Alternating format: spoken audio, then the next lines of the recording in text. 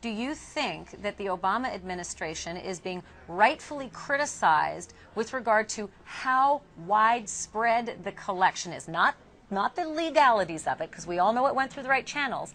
It's just how big and fat the collection is. Well, part of the problem here for any administration, of course, is being able to defend what they're doing. When you're talking about a classified program, when you don't want to inform the enemy about what you're doing and what your capabilities are, it's very hard to defend what you're doing to the American people. And of course, that's a conundrum that bedeviled the Bush administration, and now that's the issue that's confronting this administration. And what the American people need to be hopeful about is the fact that the administration is taking advantage of all available tools, all available technology to learn information that will secure our country.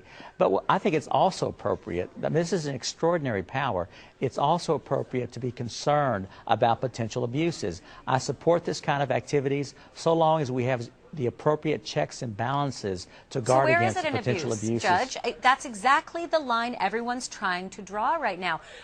Many said that warrantless wiretapping was an abuse, but if we're all trying to be secure and we're prepared to give up a little liberty for security, as Ben Franklin said, you can go so far as to have neither. Where is the line? Should they be looking at the emails? Should they be looking at the websites? Should they be just triangulating metadata, or should they be able to listen in?